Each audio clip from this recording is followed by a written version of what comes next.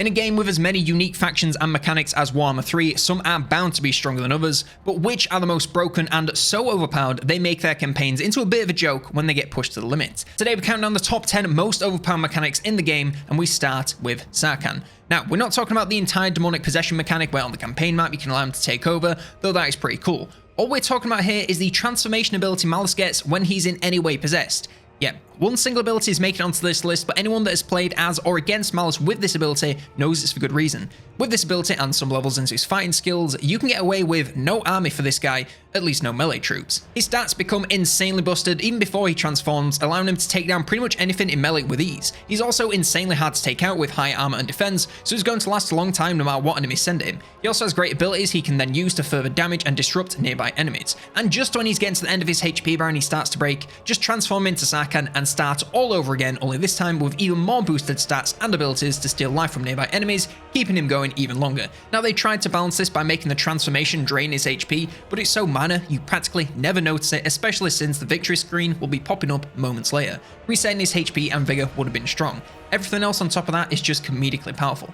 Of course, against ranged or flies he's not as strong, but you can just bring some shade to take care of that, and then have them put down a picnic blanket and watch Malice obliterate everything in sight whilst they applaud at his power. The reason he's not any higher is because it's literally just the Legendary Lord. Yeah, he can become super overpowered, but the rest of his faction basically sees no real benefit from it aside from him winning every single battle. Coming in the number 9 position we have Raised Dead. Now, does it ever give me pleasure to see my Bone Boys make it onto this list? Raised Dead has been more or less the same since the launch of the vampire counts in Warhammer 1, but honestly it still holds up in terms of power level. In terms of complexity and how interesting it is to use, it's about as interactive as poking a brick, but in this case that brick spits out entire armies of elite units, with a couple of caveats. Now, the mechanic does what it says in the tin. If a lot of units die in a certain location, you can then raise units from the dead to fill your armies instantly without having to wait through recruitment. Now, I'm not going to question how I can fight a bunch of lizards and summon some skeleton warriors with suspiciously human-looking skeletons, but that's neither here nor there.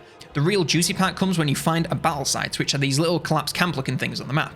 These are made whenever a massive amount of units have been killed in an area, and after a while you can literally recruit the entire roster from these locations and instantly fill your army with the most elite units in the faction. This means you can lose a battle only escaping with your lord, find one of these battle sites, and then instantly have another full army ready to go without any turns of recruitment sat waiting. Even the best factions in the game for recruitment cannot match that and have at least a couple of turns of waiting, but for the vampires, it's straight back to it.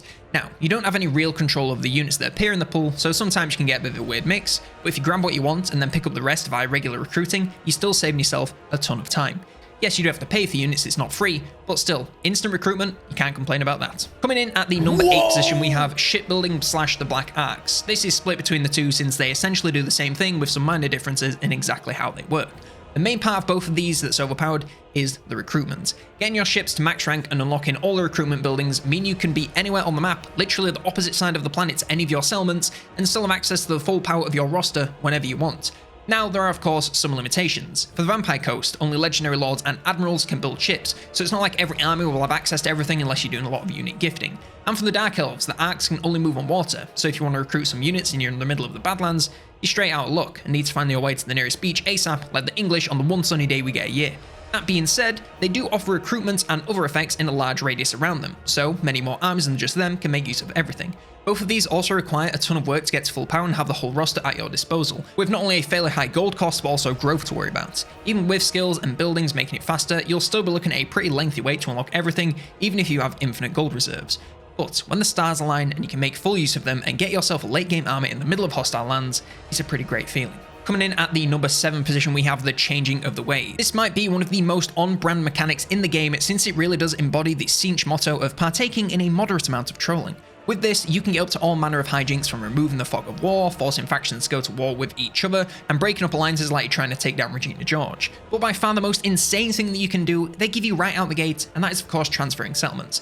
Now yes, this does come at the cost of grimoires, and while you can't exactly print them en masse, eventually you can have them coming in pretty hard and fast, as long as you're fighting and spending some points into Karis's bottom row and building a couple of buildings. Once you do, you can literally take any settlement from any faction and they actually can't do a single thing about it. The cost can vary from cheap to stupidly expensive, but if you just want to complete a province without starting a whole new war, it's a pretty easy way to do it, again with basically no counterplay. There's not really much else to say, it's the closest you can get to literal cheat codes without actually using them. Coming at number 6, we have Tribal Confederation. Now, this one is insanely strong early before dropping off several cliffs later. A few factions can use this, like Norska and the Greenskins, and it allows them to confederate other factions of the same race way easier, especially with how hard that can be in Warhammer 3.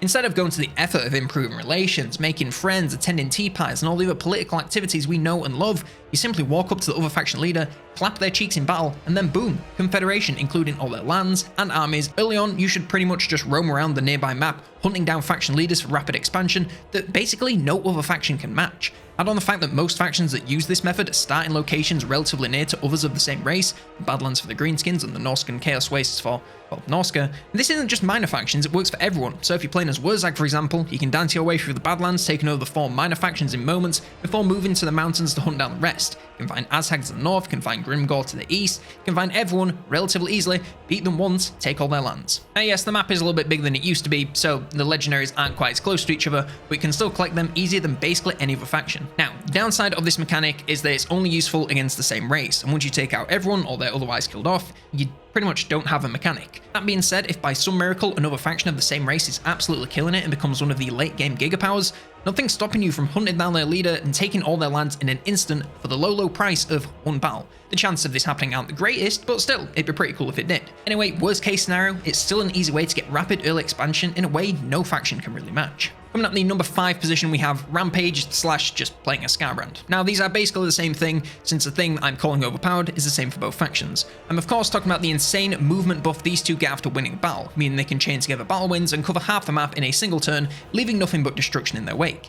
That being said, on Torix you have to build up some momentum before you get the extra movement, but with Scarbrand, he gets it right out the gate. And that being said, Scarbrand never quite reaches the range that Torix does, so I'm going to call this one a tie.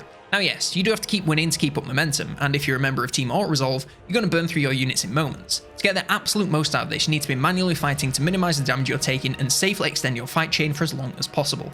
Out of all the entries in this list, this one is probably the hardest to get the true value out of, but when it's used right, it is devastating, and there's not really much any faction can do to stop it. Everything happens during your turn, so all the AI can do is watch it happen with no interaction on their part for minutes to hours, depending on how long you can keep it going. Coming in at number 4, we have the War. Does anyone remember when the War was just the fighting bar that the Beastmen have these days with an army summon at the end? These days it's unrecognizable from the useless mechanic it was back then, and it's now one of the most overpowered base race mechanics in the game. It's another one that requires some build up before it really pops off, but like any good nut, once it busts, nothing can really stop it. Once you get the required amount of reputation, you pick a target, and the best part is, the target doesn't really matter in the slightest, just pick the closest target to you that you can take out and hold for the full duration. Once the War is active, it stays active for the full 20 turn duration, no matter what happens to the target. And all the target really does is get you a trophy at the end and a bonus towards your next War, so it is nice to have, but it's not necessarily essential. Now, the most overpowered part about the War is the effects it gives your armies. When activated, it takes note of how many units you have in your armies and how elite they are, and starts populating a secondary army attached to it, filled with units of similar quality with some unique additions depending on the faction and location. And this is for every single army you have, not just your faction leader. If you've got 1, 2, 5, 25 armies, all of them are going to double their unit size. This basically means you have 2 armies in one, and even with the changes to reinforcements, it's still going to give you a serious advantage in basically every battle. Not to mention the fact that you get massive buffs to weapon or missile strength depending on which god you dedicate it to. What else is there to say? You literally double your power. What's not to love? Coming in the number 3 position, we have Grom's Cauldron. 2 greenskin mechanics in a row and 3 in the overall list. Almost like when they updated them, they made them a little bit too OP. Anywho, this one moves away from anything that gives you free units and instead focuses on upgrading the ones that you do have. Now, there's a whole range of effects, so I'm not going to go through them all, but to name just one particularly overpowered ingredient, along the bottom row you have several missile buffs, including explosive missiles for Goblin and Night Goblin missile units. So you can have these little level 1 goblins firing frag grenades at enemies and dealing a crap load of damage while they do. Once you bear in mind that you can combine this with 3 other effects, you could also give the same units regeneration, physical resistance, and then reduce the attrition for all armies in the faction. And remember, this is just one combination. You can pick up to 4 ingredients with 1 from each row, and you can mix and match to buff all kinds of units in the faction and unlock some truly broken abilities for almost everything. Add this to the War and tribal confederations, and playing Grom quickly becomes a breeze with how many mechanics you have pushing your power to the moon. Yeah, it can take a long time to track down the ingredients and pass the merchant trials to unlock the ingredient slots, but once you do, there isn't really a lot that can stop you. Coming in second place, we have the Hellforge. Now between this and the number 1 position, which I'm sure no one will be able to guess, it was pretty close, but in the end, this found itself in the number 2 position. Now, this has literally just come out, so you've probably heard of it, but just in case you haven't, here's the Spark Notes. The Hellforge is where you increase the capacity of your Chaos Dwarf units and stop yourself relying on hobgoblins, and you might be wondering, what's overpowered about that? And you'd be right in thinking that. The stupid power level comes when you reach certain thresholds for unit capacity, indicated by these bars at the side, and while they're strong for all units, in classic Total War fashion, the most overpowered ones are for the ranged units and artillery. You have the usual stuff like Vanguard deployment and some contact effects, but then you have extra ammo when they drop below 80%, reload speed increases to get them firing faster, and extra powder, which increases their damage when they have over 80% ammo. Now, this extra reload only works once, so it's not quite infinite ammo. Just imagine how broken that would be. But still, they're going to have enough ammo to last them for most battles, fire faster to obliterate whatever you put in front of them, and deal extra damage while at high ammo, which they'll be at for twice the normal time. Replace the reload speed with extra ammo capacity for artillery, and you can take out most enemies without even having to get into melee. Full ranged and war machine armies are easily possible when you stack all these effects onto the already incredibly strong ranged roster of the Chorfs. Add on Lord skills, research, and XP, and honestly, almost nothing can stop you. Nothing but the true most broken mechanic in the game. Coming in at number 1, we of course have the Forbidden Workshop. It always has been and always will be the Forbidden Workshop that Ikit Claw has a hold of. I mean, do I really need to explain what makes it so strong? If you've ever played as him, you know it's just a joke how strong he can make units, with not really that much effort on his part.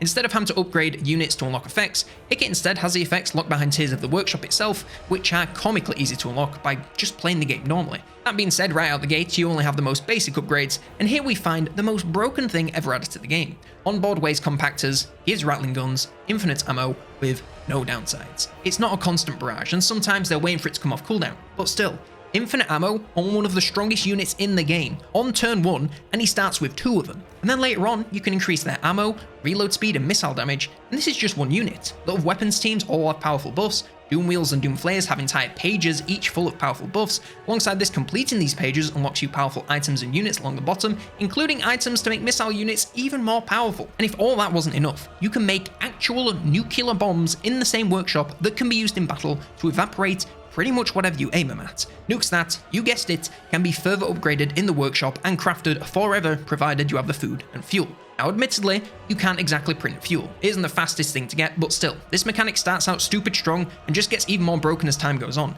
It's been busted since it came out, and not much has changed since then, and I doubt it ever will. At this point, it's in-game lore that Ikit is straight busted, so removing that would really ruin the experience. And that's the list. If you think anything else should have been on here, let me know in the comments. Like, subscribe, and if you want to know how these broken mechanics work in more detail, then why not check out my faction guides, Warhammer 3.